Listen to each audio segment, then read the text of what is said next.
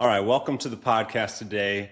I am with Jordan Burke. He is the co-founder of RepOne Strength. His company just released a product that caught the attention of many. We are going to just run through his complete story with RepOne Strength, get to know him a little bit more, and then talk about the Estack, which we just went through some teasers online of that. So Jordan, thanks for coming on the podcast. I think there's a lot of people who are excited to hear about the Estack, but I think they also should know your story as well. So if you wouldn't mind just giving a little bit of background about yourself, maybe outside of RepOne, and then we can get to that later. Sure, yeah. I appreciate coming on. Thanks for the invite. So a little bit of a background about myself. I'm a powerlifter. I've been in powerlifting for, since 2008. So we're coming up on 20 years now. And, in the beginning, I love the evidence-based stuff. My background is in engineering. And so I've always wanted to kind of combine those interests, the engineering interests and the powerlifting, just lifting heavy things interest. And that journey really began in around 2013, 2014. I had just graduated college and I was getting ready for the World Championships, the IPF World Championships. And I knew I wanted to get a lot better because although I had won nationals, I was a little fish in a big pond, and I knew there were some strong guys out there. A mentor of mine at the time, a guy named Dr. Mike Zordos, he was doing some research using velocity-based training, and I saw the products he was using to do that research. And I thought, man, it's crazy that they charge $2,000-$3,000 for these things. I can make that for $20 in a shoebox. And so I did. The first one, we still have pictures of it. I think my friend Nate still has the shoebox. It was like this Doc Martens box with this yellow yarn, this terribly 3D printed spool with a tape measure spring in it, and an Arduino and this like 7-segment display. And we would just take that box with us to training at Boynton Barbell Center and lift.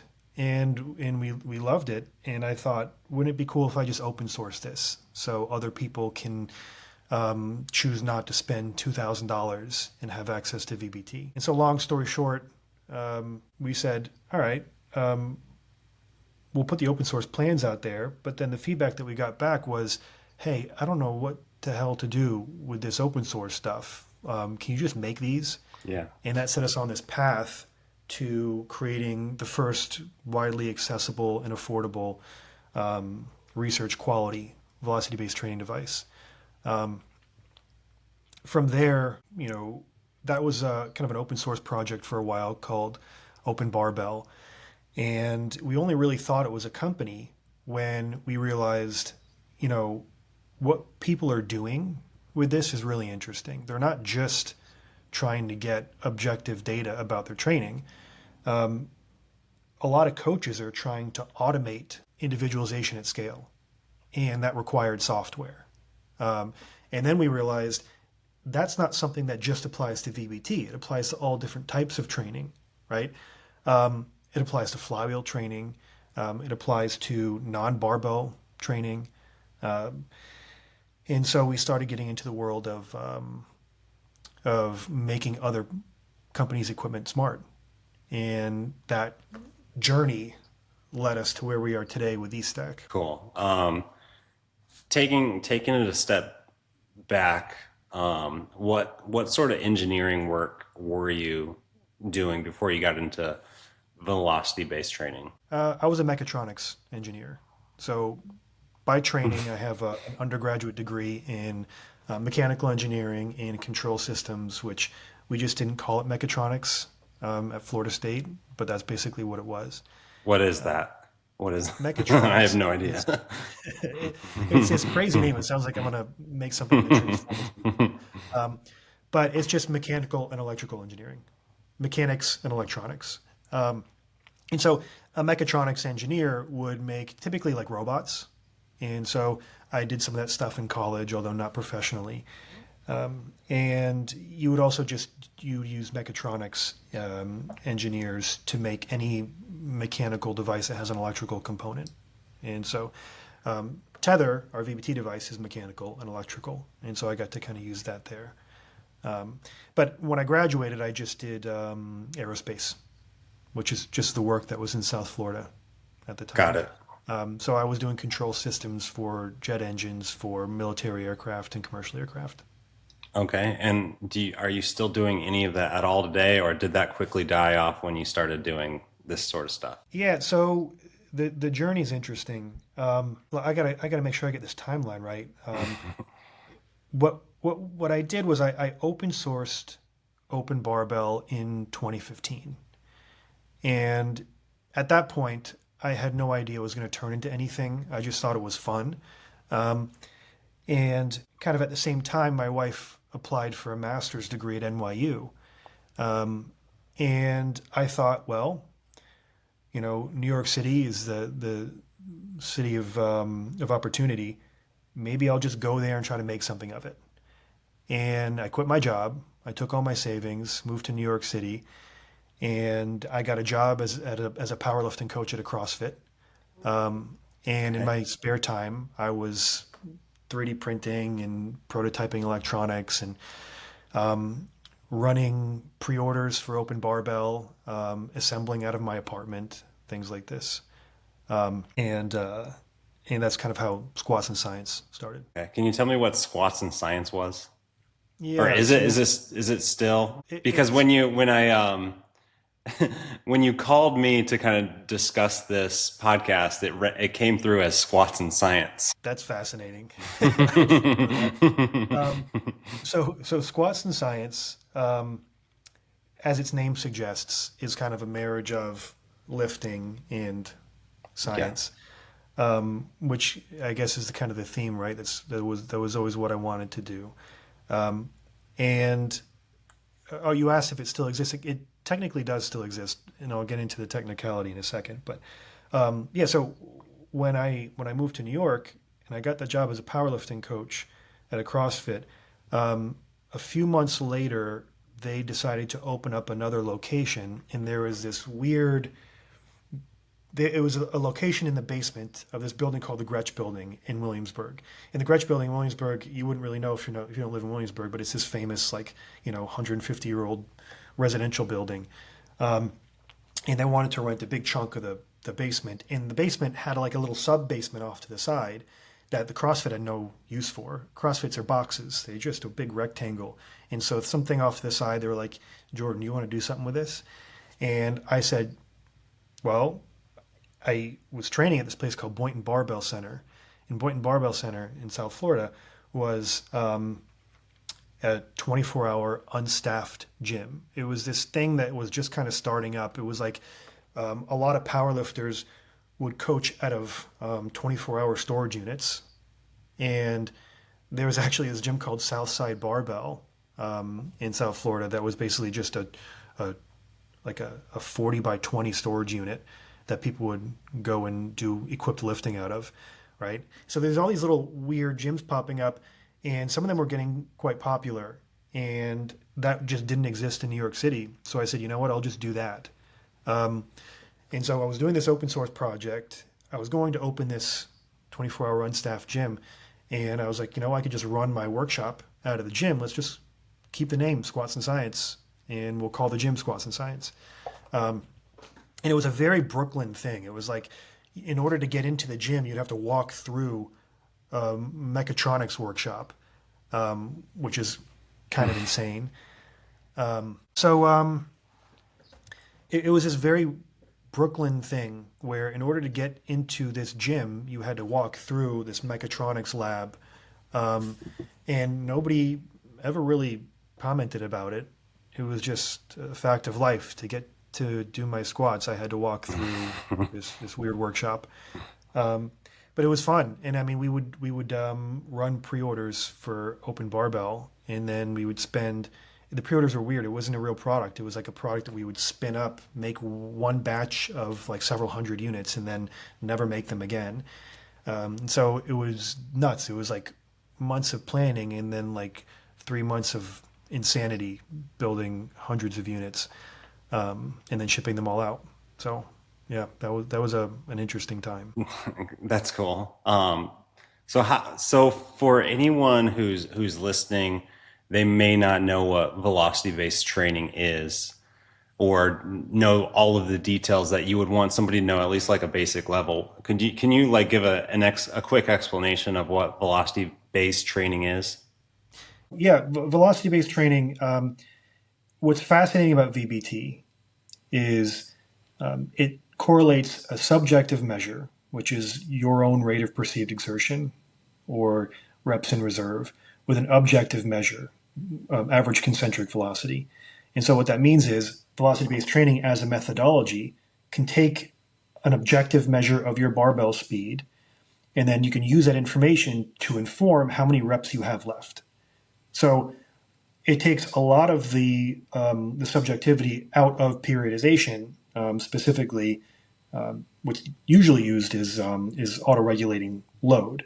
Although you can use velocity to auto-regulate number of reps you do, your volume, number of sets you do, your rest times, even potentially your training frequency.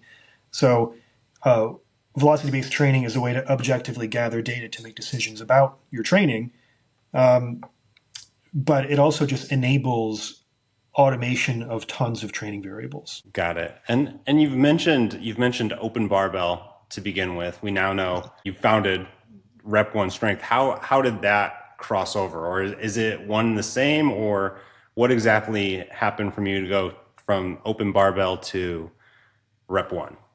Yeah. So open barbell was a device that we would spin up. We would do like 6 months of design work, pre-order, a few months of assembly and fulfillment, and then we'd scrap that design. And usually we scrap the design because after you do the assembly and fulfillment, you want to fix a bunch of things. And so we would just re-engineer it from the ground up. And we made 3 versions of open barbell that we sold, each one better than the last. And it was also just incredibly stressful doing it that way.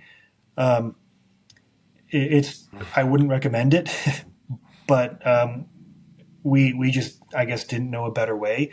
And I thought, okay, well, if I wanted to do another like open barbell V4 or something, I would have to redesign it from scratch for it to be continuously manufacturable, right? So we could fulfill on a regular basis and never go out of stock. Um, and, uh, and that was a lot of work, and that was something that I just hadn't done at the time.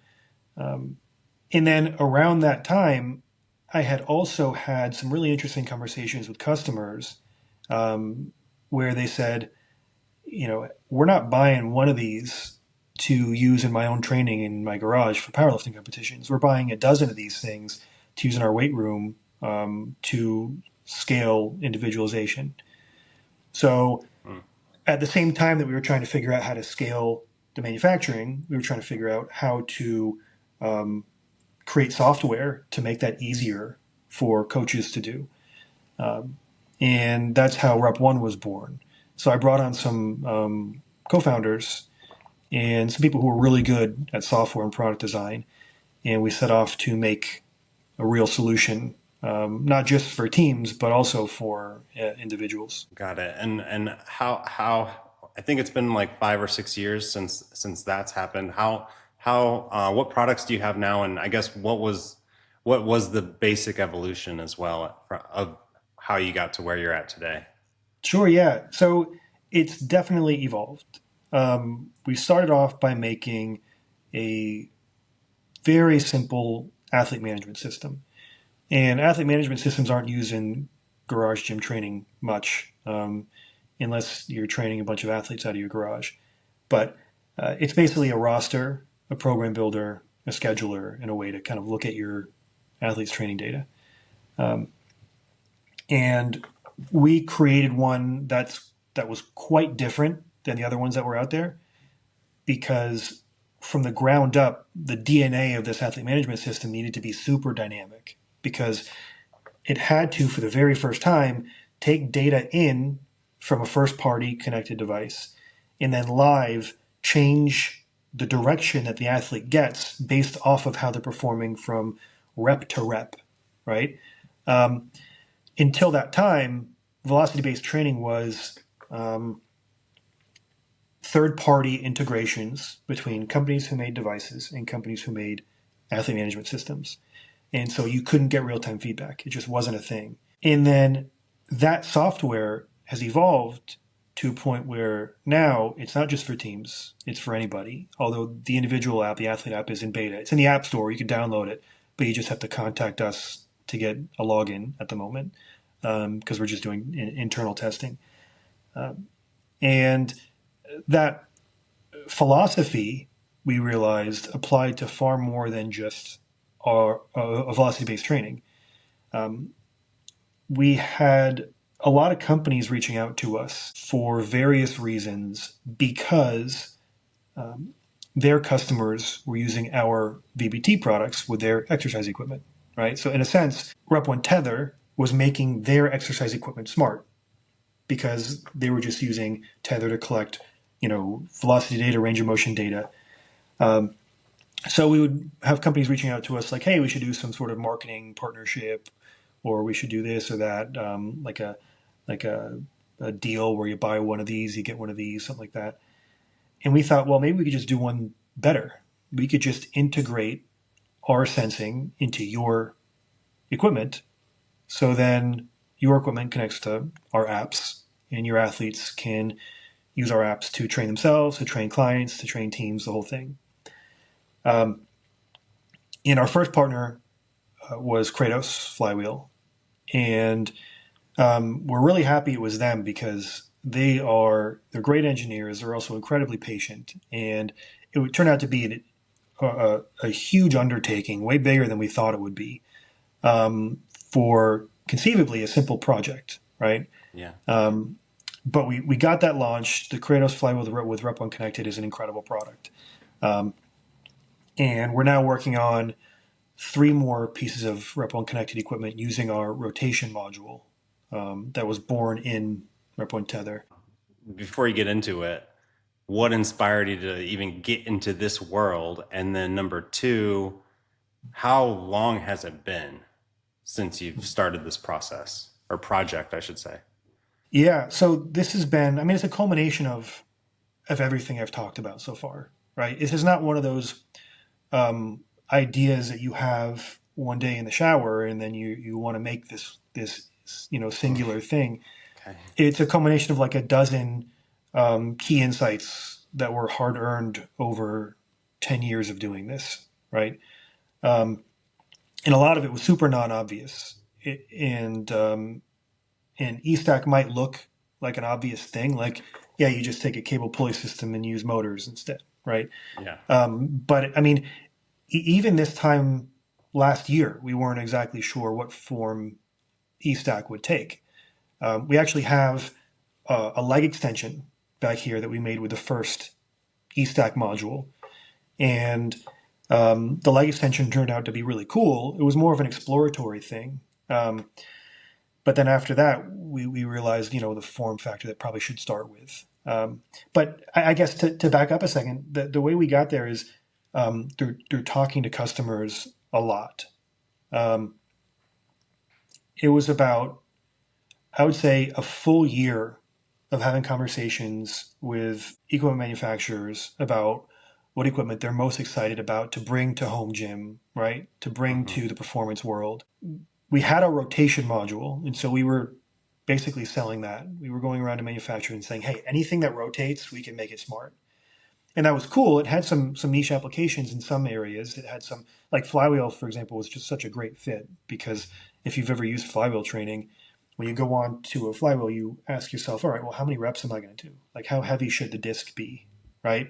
You kind of need some help to answer those questions. And then when we had conversations about making other equipment smart, a lot of it, especially once Beyond Power came out with their product, a lot of it was gravitating towards digital weight. There's a lot of interest there. Tonal, back in like 2015 or 2016, made an incredible product and paved the way for a lot of this. Um, and I had a background in mechatronics engineering, right? I mean, these are robotic devices. And I mean, the way you would describe a robot, people think like humanoid robots, right? Um, or like Wally or something. But Elon Musk describes Tesla cars as robots, right? It's just sensors and actuators and some control between them. And so I had experience doing that. And so I said, well, let me dig into this. I mean, the problem that I saw was you see a lot of kind of like um, walled garden digital weight products in home gym, but you don't really see digital weight in a way that kind of works cross manufacturer, right? Like if you have a digital weight product here and a digital weight product there, they should just kind of work together. But they were all walled garden products. You also, when you went outside of your home gym and you went to a commercial gym, you didn't really see digital weight there. It wasn't a thing. And then in the world that we operate in, we also see a lot of performance facilities and strength and conditioning facilities. You didn't see digital weight there either.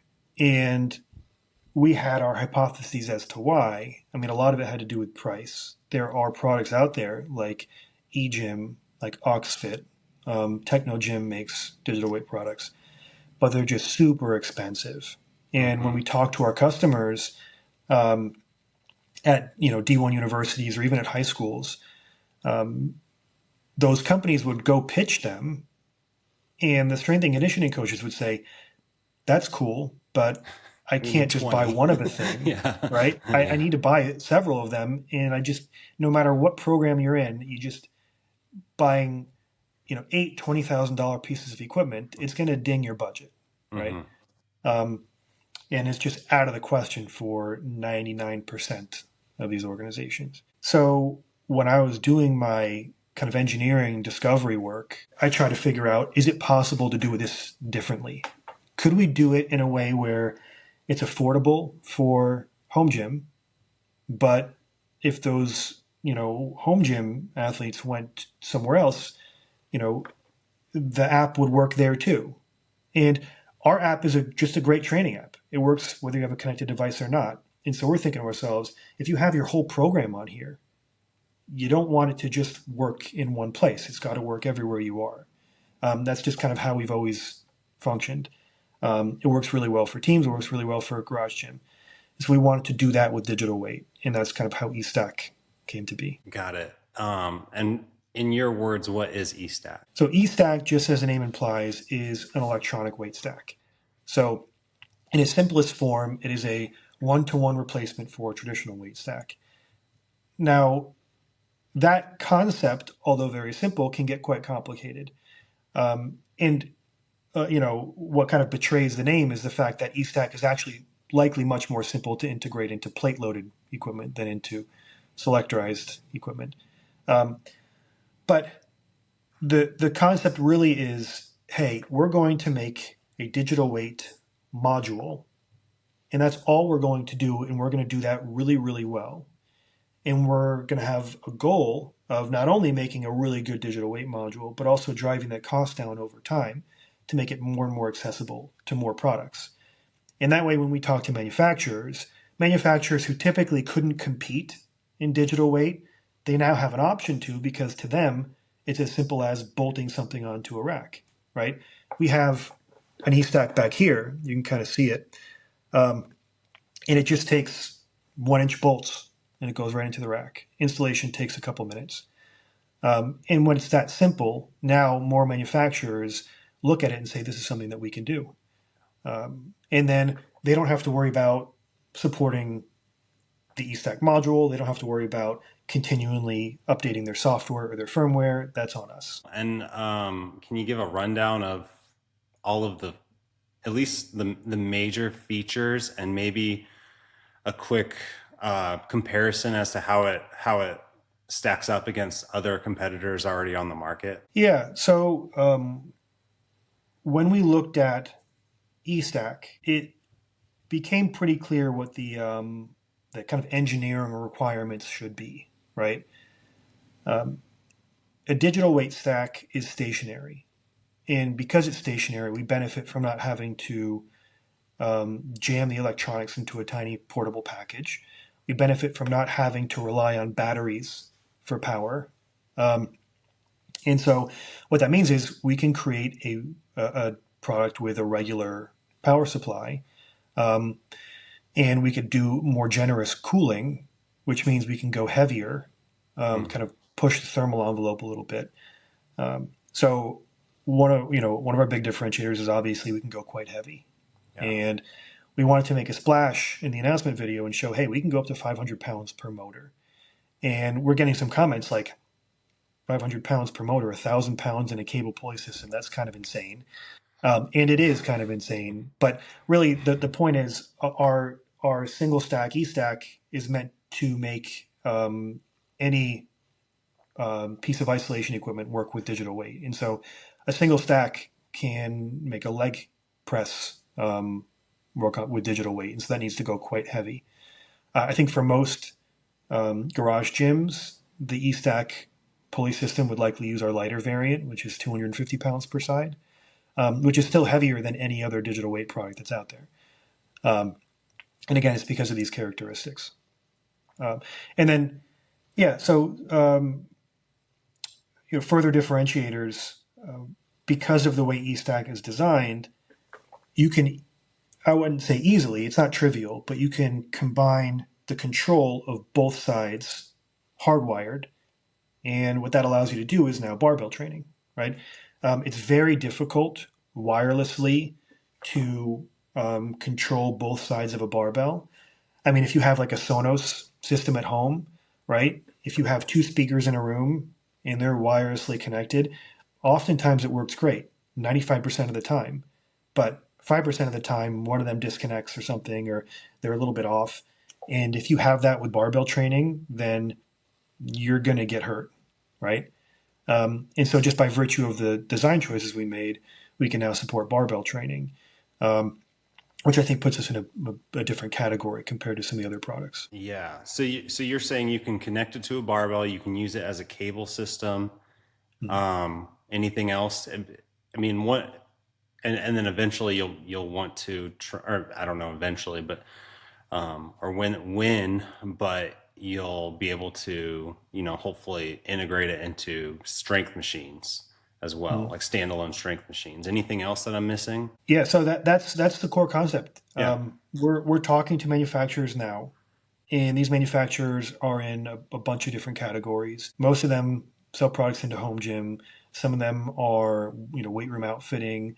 So there's some international companies, domestic companies, and the conversations range from, of course, the cable pulley system in a rack, but also putting E-stack in traditional isolation machines.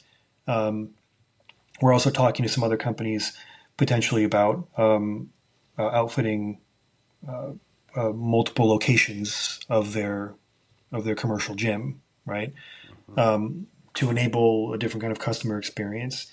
But the cool thing about what we're building is all of it goes back to the E-stack module, and every customer that we can get to sign on to use E-stack in their equipment, that means we can invest more into the technology in E-stack, make E-stack better, and that works for everybody. And so when E-stack evolves, it makes for a better home gym product, it makes for a better commercial product, makes for a better leg extension, makes for a better uh, digital weight experience in anything it goes in. So like, let's say I'm a home gym owner and I have this 4-post power rack behind me.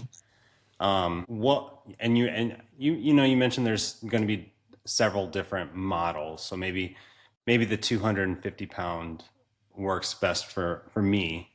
Mm-hmm. Are you saying that I would have the ability to simply attach it to my rack and integrate it into my workouts pretty seamlessly, or are you going to start off with just like full units? Yeah, so it's a great question, and I want to make this clear because we've had a lot of questions about this. Yeah. We're not going to sell a rack or anything, right? Yeah. We actually don't make Right. equipment. We're not even going to be the ones to make the pulleys themselves. Okay. We're working with partners to make those. Okay. And initially, we had a few ideas on how this would go to market. The first one was, all right, we'll partner with an equipment manufacturer to make a simple pulley system, and then we'll sell that as a package, or the equipment manufacturer will sell that as a package. Um, and based on a lot of the feedback we've gotten, it seems like there's tons of interest in us selling aftermarket modification kits, right? So you might, maybe if you already have a pulley system on your rack, then you could replace your plate loaded or your selectorized stack with Estack. So that's something we're looking into. And if that's the case, then we might just retail that ourselves. And then, of course, we're getting interest from manufacturers to sell it as a next generation um, functional trainer, right? And so if somebody's in the market for a brand new one, then it might make sense to buy a functional trainer with E-Stack built in. Yeah. Um, okay. And then obviously, you kind of touched on some of the major differences between some of the other items in the market, and how yours is different, and how it plays into kind of the market as a whole. But like, to get specific, how does it compare in terms of like features? Because you've mentioned like there's an eccentric, there's I don't know if you I don't, but I know like with Voltra, you can like you do 1 pound at a time, which is like a really nice feature, as opposed to like most dumbbells or barbells. It's usually 2.5 or 5 increases. So like things like that. Can you just go over all of the features, and then maybe specifically compare it to the Voltra, which is kind of like the hot one on the market right Sure. Yeah. So I think in terms of like modes, so at launch we're targeting several modes, and I don't have the list in front of me, so apologies if I forget one or two, but it's all on the website. We have traditional loading, which is technically it's non-varying, right? Because that's how digital weight works. You just pick a load, and that's basically the weight you'll feel throughout the entire movement, as opposed to like inertial loading, which is what you feel when you use plates, when you're doing selectorized weight stacks. They have inertia at rest because there's mass. With E-Stack, there's no mass, so you don't feel that inertia. We're working on a mode to mimic that inertial feel, so it feels more like traditional weight. And that if that's not out at launch, it'll be out shortly after launch. And then there's concentric and eccentric loading. So that's one of the biggest benefits of digital weight, which is supporting the fact that your muscles are stronger eccentrically than they are concentrically. I personally think that should be the default loading for almost every movement. And the fact that it's not is simply because it's just not accessible in traditional loading with inertial weight. And then there's automated drop sets, which I think is really cool. So instead of pausing your set and moving the pin, it can do that automatically with just a few taps and rotations of the dial. You can set that before you go. There's mimicking band tension. So you can just select the band tension you want, and then it'll do accommodating resistance throughout the movement. Mimicking chains, it's another one. It's a similar mode, but just slightly different programmatically. There's varying mode. Varying mode is you set the start load, you set the end load. And so you can actually do the reverse of bands, where it's harder at the start of the movement and easier at the end of the movement. Which might support some of the more recent research around lengthened movements. And then from there, we have isokinetic. Isokinetic is a mode where basically the weight reduces to support you moving at a constant velocity throughout a set. So if you set that target to 1.5 meters per second in the beginning of the set, you're going to be able to move some serious weight. Towards the end of that set, as you get more fatigued, it will automatically reduce the resistance to keep you moving that quick. Again, very research backed. That's used quite a bit. And there's some very expensive products out there that support that. And then there's tempo. So tempo mode is just a heads up display of the duration of your concentric injury eccentric phase. We're also working on haptic feedback, so you don't necessarily have to look at it. You can get a little bit of a kind of a buzz every second as you pull. And then there's other modes too that are super interesting that we haven't really designed um, dial interfaces for yet. So you can see, I think all the modes I've mentioned so far, almost all of them, you can see on our website or on the launch video. And there's a lot more modes to come, and I'll be posting those on social media in the next few weeks as we put more information out. Yeah, that's super cool. I mean, I don't come from like a strength coach's background. I grew up as an athlete and played sports, through college, and um I still do similar workouts, but I've tinkered with like chains and stuff like that. But the amount of work it takes to set up in a home gym and just like not really knowing what you're doing, I think, if what you're explaining and all you need to do is really like change the like modes and uh, kind of learn as you go, I think it's an easier way for a lot of people and less intimidating way for people to learn a lot of that sort of stuff. I would just want to put that on your radar. Like there's a lot of home gym owners who, they want to work out in the best way possible, but loading a bar and putting plates on it is just like easier, Mm-hmm. to like keep track at like a high level, without doing too much research, too much thinking, too much like changes in between sets because you might only have Right. one bar. So I would just want to, I don't necessarily have anything want you to add to that, but I think it'd be cool to like pair that with some sort of education for the average home Yeah. gym owner. So I it, Yeah, go ahead. it's a great point. I definitely do have something to add to that. Um, One thing that we do really differently in our software, and we're bringing this to our mobile app that again is in beta right now. Um, we wrestled for a long time with this idea of educating the end user on velocity based training, right? Because velocity based training is so cool. I think it's super useful. The research shows it's incredibly beneficial, but there's numbers and there's decisions you have to make and there's analysis and then there's all this other stuff. And we realized pretty quickly that rather than educate the user, why don't we just automate, Yeah, right? yeah. And when I said kind of earlier in the conversation that that logic applies to more than just velocity based training, well, let me kind of just paint this picture. Let's say you have a dual E-stack set up on your rack with barbell carriages and you attach it to your barbell, right? And you know that isokinetic is a great way to increase explosiveness and muscle hypertrophy and things like this. You don't know what velocity to set it to, you don't know how many reps to do. Well, you could just download a program that has isokinetic targets built into it. And then once that program is on your phone and your phone is connected through Bluetooth to eStack, it all just works. You open it up, you say, all right, I just finished my warm up. Now I'm starting bench press.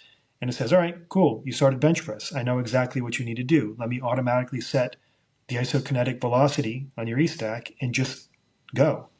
And then based on the number of reps you do and the speed you'll do, it could change that target up or down. It could tell you to do more reps, fewer reps, rest a little bit more, rest a little bit less.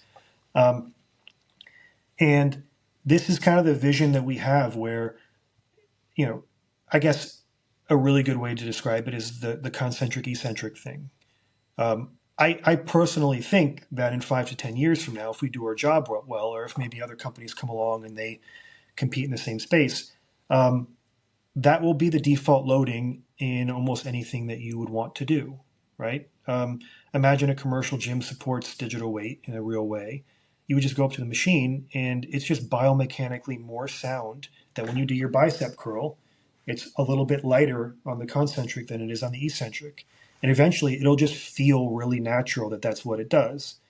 Um, and so, you know, rather than have you figure out what those ratios should be for these different exercises, right? It should all just kind of happen automatically based on the program that you're using and maybe also your training history and how you've performed in the past. And then that way it takes a lot of the guesswork out of it. Um, so that's the kind of stuff that we plan on doing when we say automation. All we're really saying is it's just going to work with your program. The program you're going to use will just handle it. Yeah, super cool. Super cool. I'm sure there's a ton of work to get to, but yeah, that makes a lot of sense. Um, Going back to just general feedback and early adopters, I'd be curious to hear. It sounds like you started out your outreach to specific companies before you made this launch. I'd be curious, and I know you're not going to say who said what, but I'd be curious to hear like what was the initial response from companies that may sell a power rack like this, and they're kind of competing against a lot of other companies that also sell a relatively similar pulley system. Like what's the buy-in looked like their initial questions, and were they also like, this is too good to be true, how do we do this? Curious to hear what that looks like from your end as like a founder salesman trying to get this to the market. Yeah, I mean, we knew pretty early on that we didn't want to make exercise equipment, and that's mostly because there are so many companies out there who do a really good job with that, and there's enough work in creating Estack and making that work really well. We wanted to kind of maintain focus on what we know that we're really good at. So we started those conversations, and we started with relationships that we already had through conversations around rotation module and other things. And very early on, it was just exploratory. Like, what's interesting about this? Have you used this stuff before? What's your feedback on the ones that you have used? Um, and we gathered a lot of that early feedback, and we realized along the way that these manufacturers, technology isn't something that they are native to. And so, in order for this to work really well for them, we need to have that pretty tight, right? So, we need to make ESAC, we need to make it work. We need to figure out all the user experience issues. We don't want to have to integrate with their product teams and have them spend time on technology when a lot of them are perfectly busy and they're doing really well on their own making exercise equipment. So we realized pretty early on from those conversations that we needed to make something pretty polished. And we've been getting some comments online about like, is this thing even real? The video was like, there's all these renders and stuff. And yeah, everything that you saw that was, in real life shots with an actual camera is real. That works. We're ironing out like what motors we're going to go to manufacturing with and power supplies and things like that. But this thing works. I use it. And so once we realize that we're basically going to develop Estack almost to completion before really going out and talking to these manufacturers and coming up with real plans, we just put our heads down, went to work, solved a lot of the user experience issues. And now the conversations that we're having with manufacturers is super enthusiastic. I mean, we've had conversations with manufacturers in the past, but this isn't a new business model to us. But these conversations are taking a bit of a different tone. Like they know that this is this is where the industry is going, and I think a lot of them are just excited to have the opportunity to compete in that space, right? And I don't say that in a kind of a general way. I mean it in a specific way. Like what we really hope to happen is Estack allows them to make really good equipment around digital weight. The equipment part can be innovated. There's a lot of really cool stuff you can do outside of the technology aspect once you have access to digital weight, and that's really what we're hoping to enable. Yeah, really cool. What about, you made the post, you made a few posts and a couple different social media platforms. What type of people are you seeing? More home gym owners than you'd expect? Are you seeing mostly gyms, or what's been the initial feedback from that group of the potential like users of the product? Yeah, I mean, we're getting a ton of home gym feedback, and that's kind of what we hoped would happen. Um, as a several time home gym owner myself, and office gym owner, I also own a couple of gyms still in New York. Squats and Hmm. Science still exists. Okay. That's where I was hoping we would get a lot of interest. I wasn't sure because, at the end of the day, Estack it's a digital weight stack. It's a component, right? Um, but the kind of product vision that we pitched in that video, just people were super receptive to it, which we're really thankful for because that's going to help us make it a reality through partnerships. So yeah, we're getting a ton of feedback from home gym owners. We're getting a ton of interest from organizations. I'd say right now our wait list, which has hundreds of signups, I think around a third of it is organizations. So like people who own gyms or training facilities. We're also getting a bunch of manufacturers reaching out to us through our website, which is really cool. Relationships we haven't had yet. And so those are conversations that we're starting. Um, and we also and I think I said this earlier, we got a lot of feedback that I guess maybe I just had tunnel vision. I didn't really realize that an aftermarket kit was this desirable, like a kit so somebody Yeah. can take their selectorized weight stack off and put E-stack on.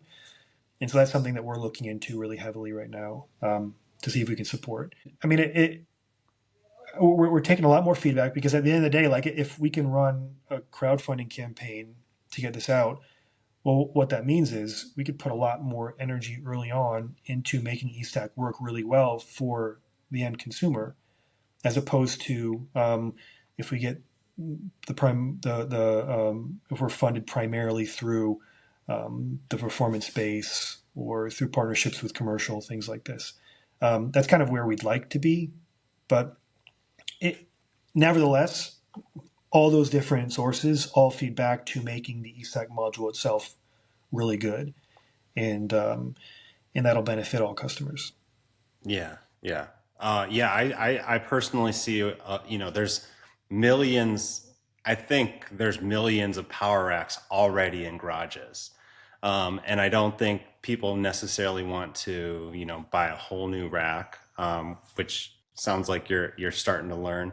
I also think, most home gym owners are they're buying one thing at a time, so you're building it out over a 5, 10, 20 year um, timeline. So it's good to be able to know that you can add it. Also, just like general feedback, and I'm sure your product will adapt it. It also sounds like it's there's a world where you have the e-stack, and then you also have maybe a portable solution as well for us for like the Vultra or an Anchor or whatever else comes to market as well. It seems like this is a really solid power rack. I think it'd be an amazing functional trainer as well. If you can integrate it into that. I have seen at like trade shows, I've seen a digital functional trainer, but it definitely was not there yet. It wasn't there. And then I do think the initial feedback from the home gym crowd is like they're really interested in like these Vultras and Anchors, but it's they're also not quite there, especially with like the weight. So you can't like max out lat pull downs or low rows, so things like that. Um, but I mean, it sounds like you can with this setup, and then again you can have another little portable one that you can take on vacation to put in another corner for supersets or whatever. So I personally think this is the future as well. Just like based off of the my initial experience with them, knowing how much space people have in their home gyms, because most people are only working in like a single car garage or a room. They don't have a 3 car garage like this, Mhm. where they put a full gym in. So Right. But Yeah, and one other thing I think when people like you and I who are kind of I think enthusiasts in this space, when we see digital weight and we think like this is the future, I think a lot of people think to themselves, there's nothing wrong with what we have now, right? right, Um, right, Making things more complicated means things are going to break and things are going to require more maintenance. And what if the company gets purchased or shuts down? My thing's no longer going to be supported, or what if one day a subscription is required? Which, by the way, I get this a million times. No, there's no subscription required. There never will be. Um, and my answer to that is um, there's a good chance that Estack is actually more reliable than traditional pulley systems. So, as somebody who has built 4 commercial gyms, as somebody who has owned 3 home/office gyms, the thing that breaks the most is the cable pulley stack. Um, Basically, at my gyms in New York, every month we have to fix a cable pulley stack. We actually hired a guy whose expertise is in fixing cable pulley stacks.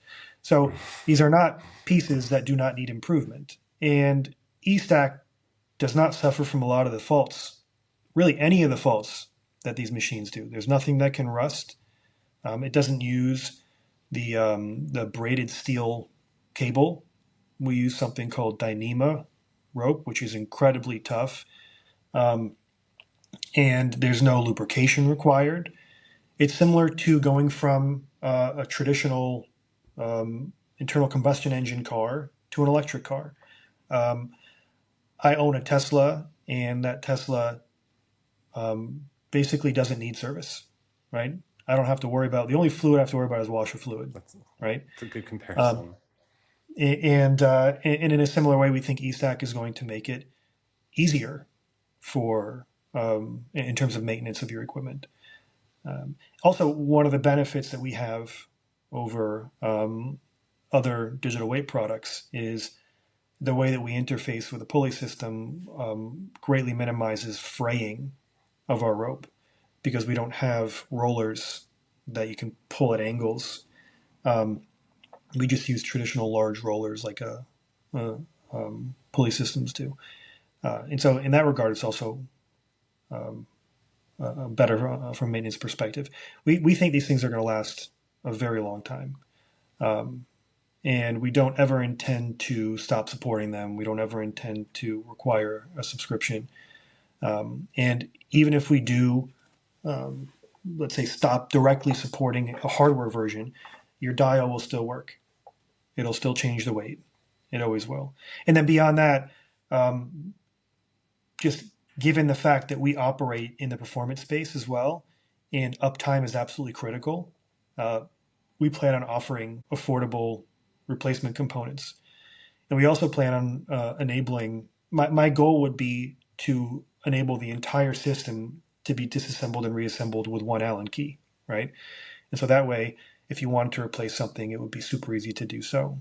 Um, and I think this is just kind of the way that digital weight will evolve in this space. And I think that's how we end up replacing a lot of traditional loading and being more reliable and also offering those science-based benefits. Yeah, sounds like it's very well thought out.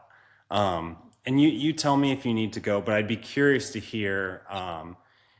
It does sound like from my end, this came out of nowhere.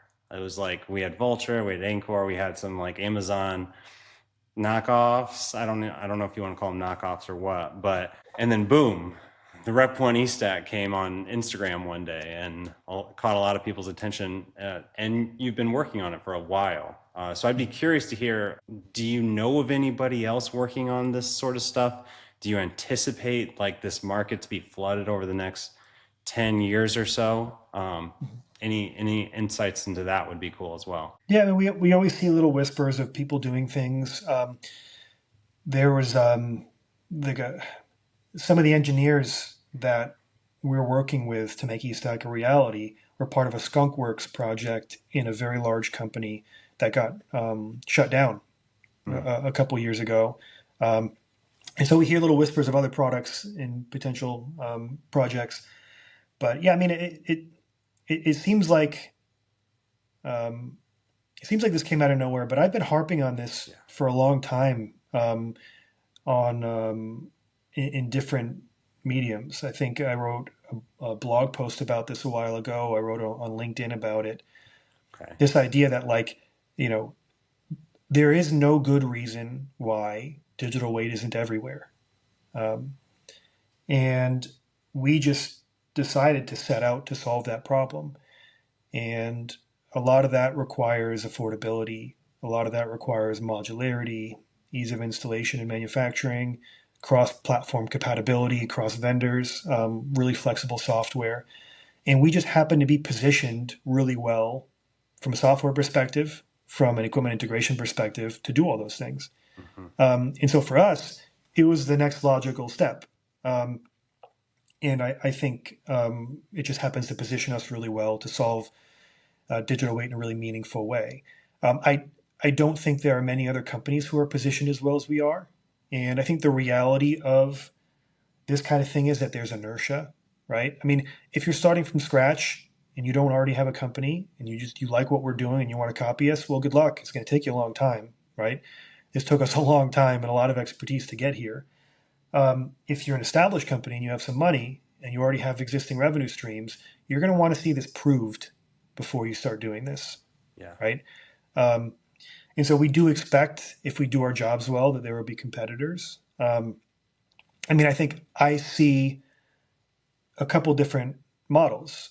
I see an Android style model and I see an iPhone style model, right?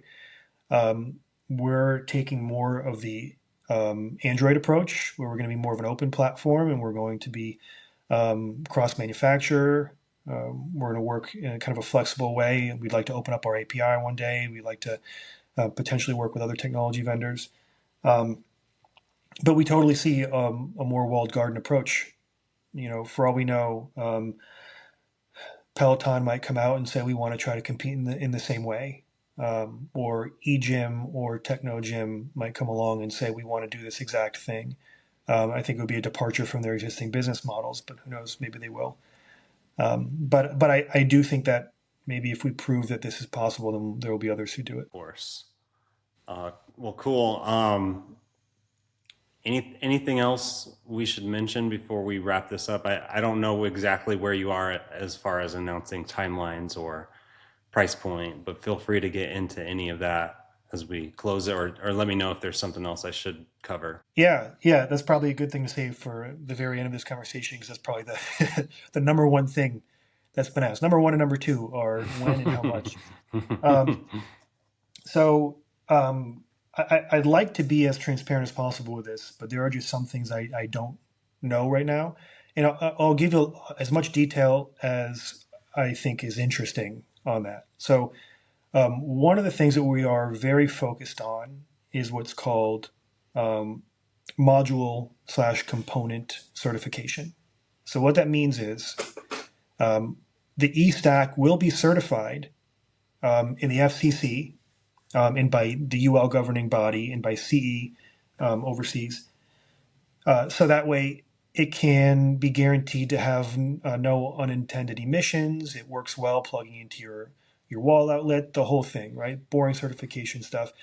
But equipment manufacturers benefit from our module certification. They're buying a module from us, it plugs into their equipment, and then their equipment doesn't need to get recertified all over again. We need to prepare really well for that certification. There's a lot of work and a lot of engineering that goes into making sure that that works out well. If we don't do that well the first try, then we have to do it again and start the process all over again. And so, that's just one aspect of why it's really tough for us to give timelines. And the reason why we haven't started on that before announcement is simply because we need to talk to manufacturers on what the final form factor will be. Because we can't go and get certification and then change Estack. You have to get recertified. So it's one of those things where we kind of needed to announce early, make sure that we have our ducks in a row, work really hard, making sure the engineering and the testing is done really well, and then we go out and we get that certification. What I can say is we think that we'll have those prototypes this year for sure. The prototypes that we know will be ready to be sent out. We'll have those manufacturing prototypes. And then we'll just along the way share as much information as we can. So hopefully that's enough detail to for people to be sort of satisfied in the midterm. In terms of pricing, we want to be really competitive, and there's two main drivers for that. First of all, we think that in order for digital weight to be adopted in general, this needs to be approaching the cost to manufacturers of integrating traditional weights, right? Um, One of the benefits to us is Estack is very light, and so manufacturers can amortize the reduced shipment cost across the acquisition of this technology, right? So that gives us a little bit more margin. But eventually, we think we'll still be even more cost competitive than that.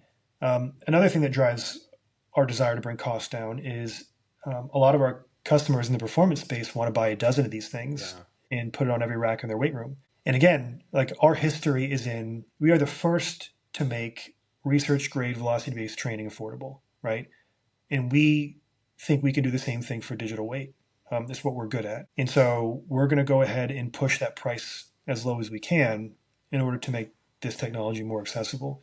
So we think just like, one thing I do think I can say is we'll be cost comparable to the equivalent in traditional weight. That's going to be a big goal of ours. And then in terms of like an Estack module itself, if you want to add that on to your system, like we know that not everybody's starting a garage gym from scratch, and so it's not a one-to-one. But we want to make that kind of Estack module as affordable itself as possible. And so, all this work that we're doing in terms of getting the thing certified, all the engineering work going into that, that has to be included in the price that we charge. And so it's just hard for us to say that right now, but we are going to try to be super competitive. Cool.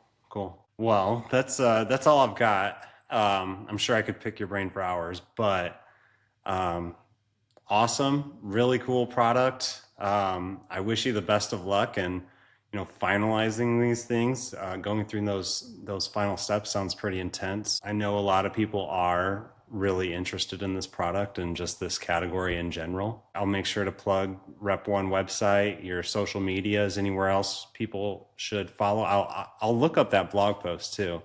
I didn't catch that. I'll plug that into the description too if I can find it, or you can send it to me. But appreciate your time, and again, good luck with finalizing all of this. Yeah, no, I really appreciate it, Jake. I enjoyed the conversation, and I look forward to meeting you in person at Home Gym Con next year. I hope you can make it. I'll try my best. All right, man. Well, I'll close it. Thank you. Sounds good. See you, Jake.